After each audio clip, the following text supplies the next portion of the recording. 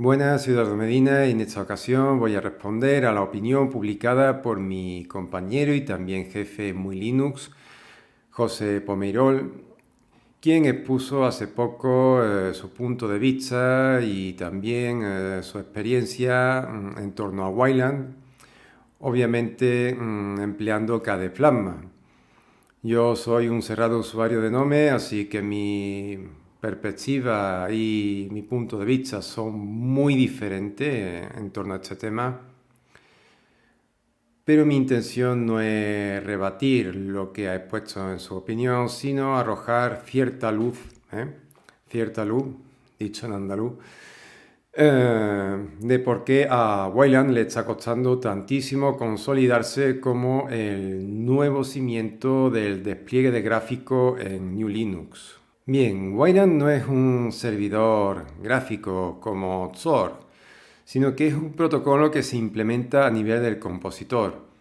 Esto quiere decir que según, al menos el esquema inicial, porque también existe una implementación de Xorg sobre Wayland, que es Xwayland, pero bueno, centrándonos en el esquema inicial, ¿no? Para no perder el foco, la intención era que, o mejor dicho, que Xorg fuera jubilado, o sea, que fuera eliminado y que todas sus funciones pasaran al compositor. O sea, no sé si os estáis haciendo una idea del cambio radical que supone esto y de lo complejo que resulta. Pero bueno, intentando, como he dicho, arrojar cierta luz, este podría ser más o menos, ¿no?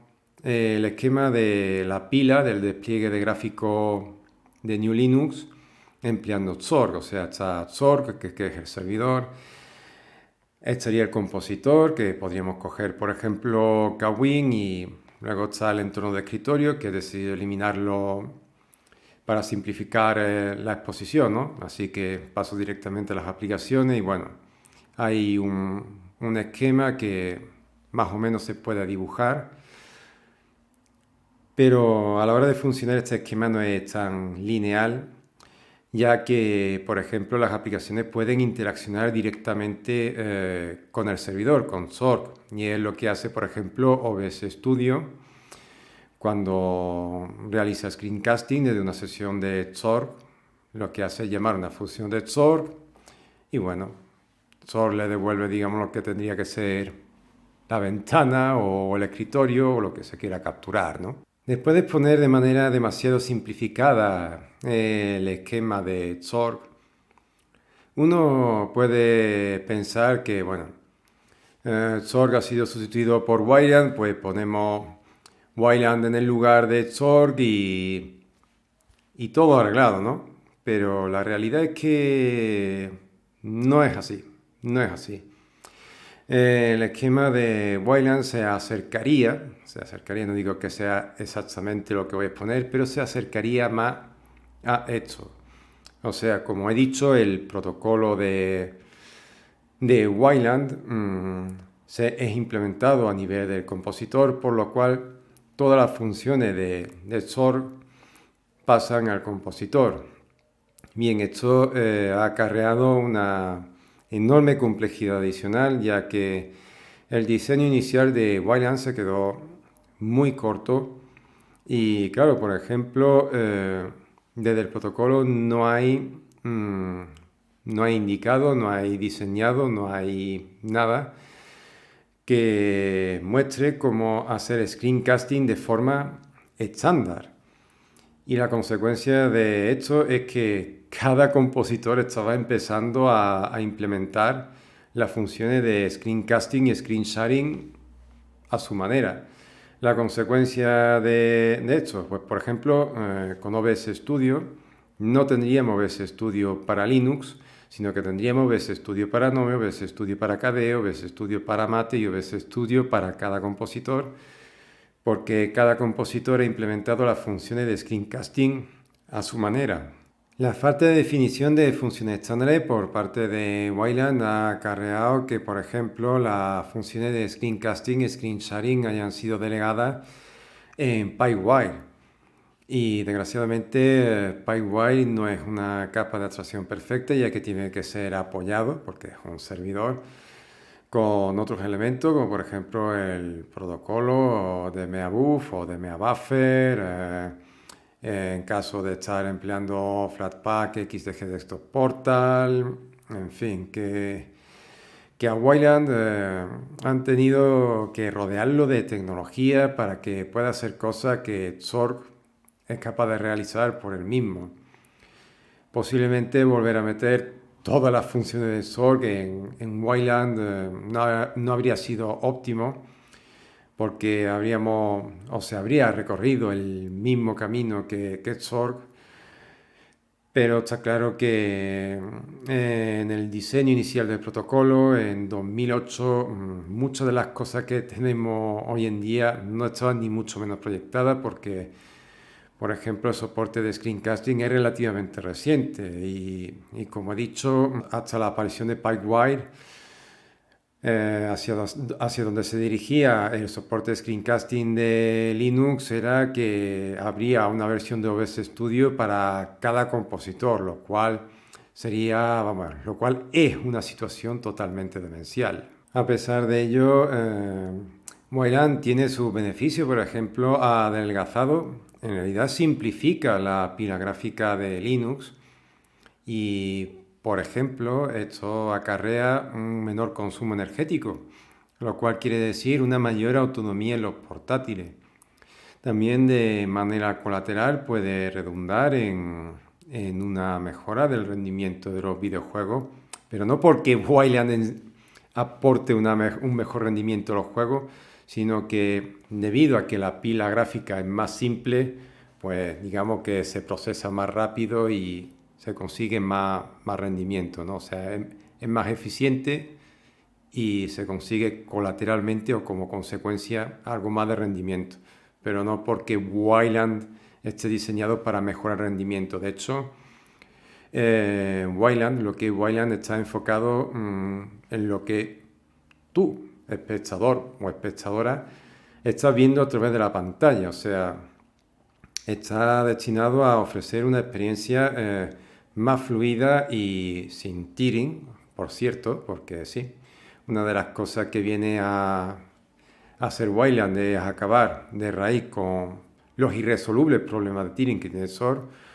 Pues bien, lo que busca Wayland es mejorar la experiencia que tiene el usuario a través del monitor. O sea, no es tanto, digamos, hacer un overclock a nivel de la GPU, ¿no? que es lo que ha entendido mucha gente, ¿no?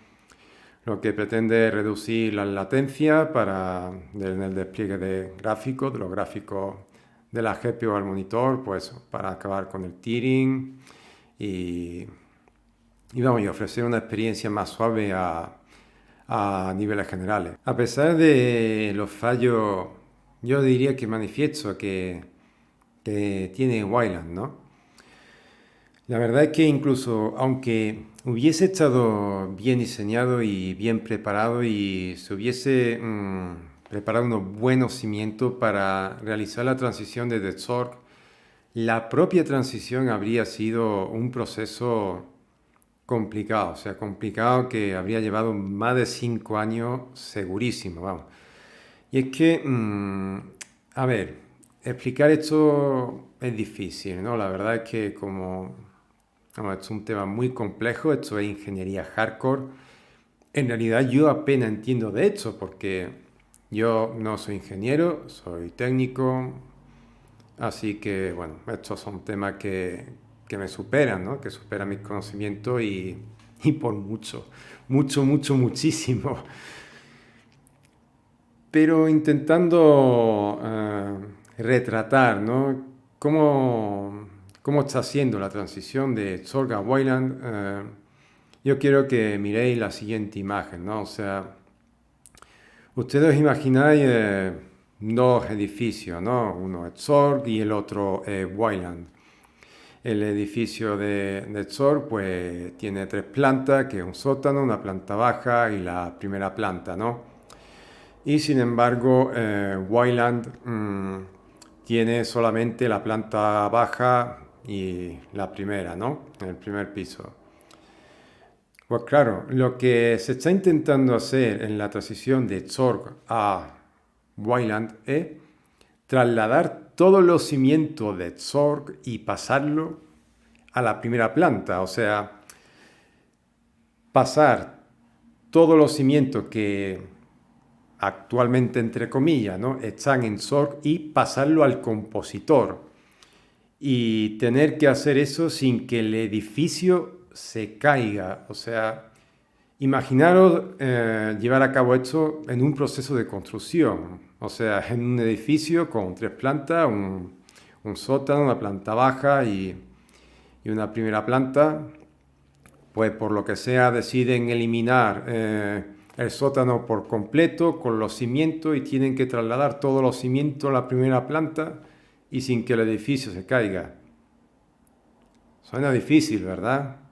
Pues eso es lo que está ocurriendo y obviamente esta enorme complejidad intrínseca tiene mucho que ver en el hecho de por qué a Wayland le está costando tantísimo consolidarse. Y ahí está uno de los principales fallos que lo acabo de decir.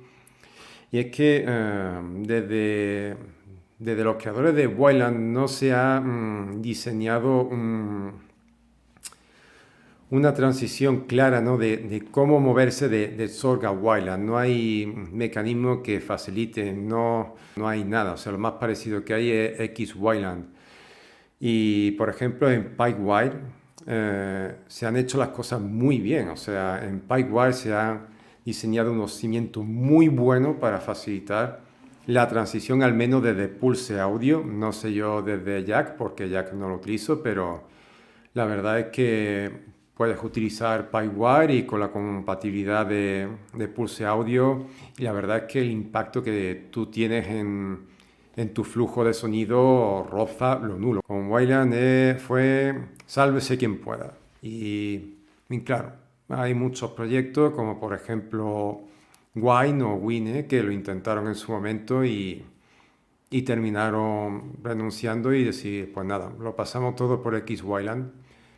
Ahora colabora, bueno, ahora, desde hace un tiempo colabora, ha recogido el testigo y a ver si es capaz de llevar a cabo con éxito la misión de dotar a Wine de un driver de soporte nativo de Wayland y que a la vez sea totalmente abstracta o independiente de los compositores. Así que nada, espero que haber conseguido arrojar cierta luz porque es que esto es complicado, esto es muy, muy, muy complicado de explicar. Así que nada, si ha quedado demasiado difuso, a lo mejor hago otro vídeo más pormenorizado y bueno, y haré un guión, que nunca hago uno.